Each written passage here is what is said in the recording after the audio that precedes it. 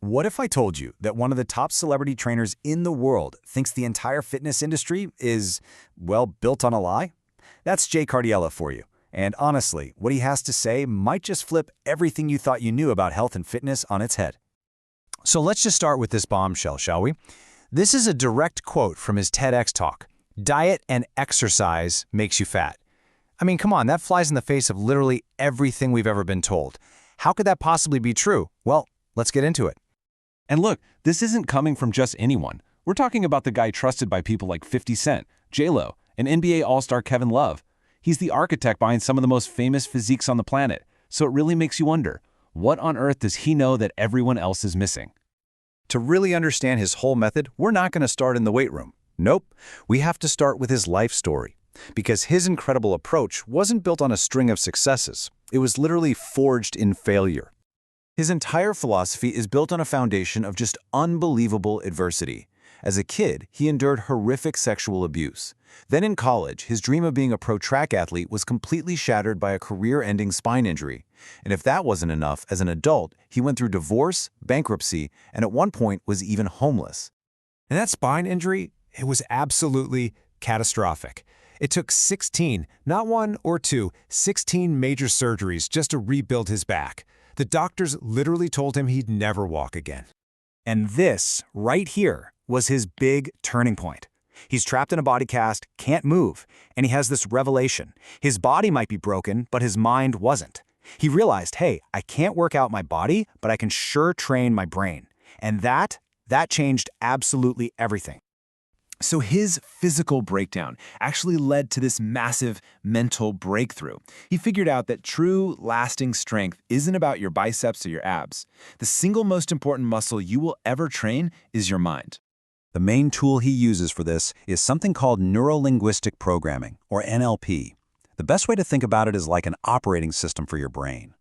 NLP is a way to go in and rewrite the old, buggy code, your negative thoughts, your bad habits, and install new programs modeled after how successful people operate. You're literally training your mind to win. And here's where it gets really interesting. He makes this huge distinction between a push goal and a pull why.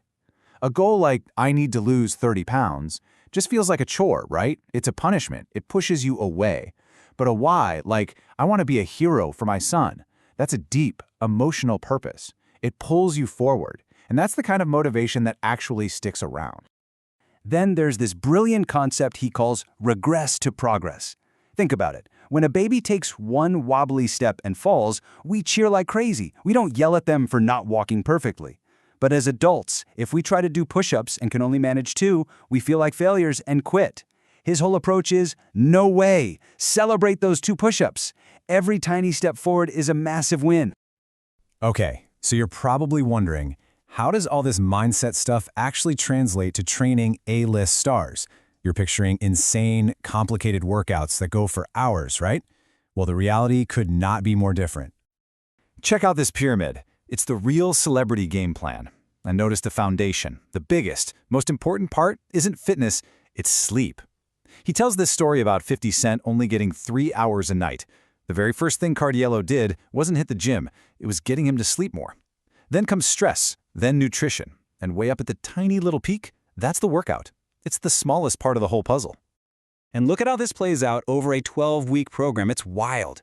Almost all the focus is on mindset, food, and stress. The total amount of time spent on actual physical fitness over 3 whole months, just 8 hours. That's it. It's mind-blowing. So since nutrition is such a massive part of his method, let's dig into how he thinks about food. First off, he just throws the whole idea of dieting out the window. For him, it's not about restriction, it's about fuel. This quote just nails his philosophy. Your food is your medicine. Your medicine cabinet resides in your kitchen, not your bathroom. It's so simple, but so powerful. Real health starts with what you put in your grocery cart. And get this, he even teaches you how to beat the psychological traps supermarkets set for us. You know how the most expensive, junkiest stuff is always right at eye level? That's the bullseye. Your first move? Look up or look down. Those bright red and yellow packages, they're designed to make you excited and buy on impulse. The easiest way to win? Have a list, stick to the perimeter of the store where all the fresh food is, and get in and out in under 20 minutes. Boom. His actual food rules are super simple and straightforward. 1. Veggies are the main event of every single meal.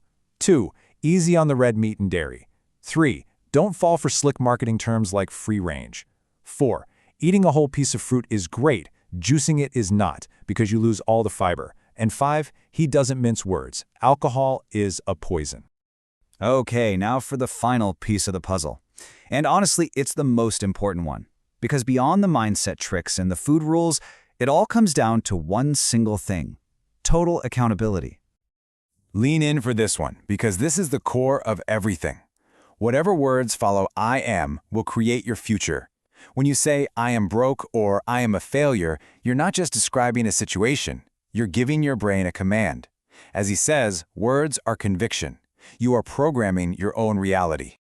He teaches this incredible mental exercise to help you cut through all the noise from other people. It's called the deathbed theory. So just for a second, imagine yourself at the very end of your life. You're in a room. Who is there with you? It's not going to be your critics on social media. It's not your boss. It's going to be your family, the people you truly love. And in that moment, you realize their opinions were the only ones that ever really mattered. So his entire philosophy, everything we've just talked about, really boils down to this one powerful question. We spend so much time and energy being fans, sitting in the stands, watching other people live their lives.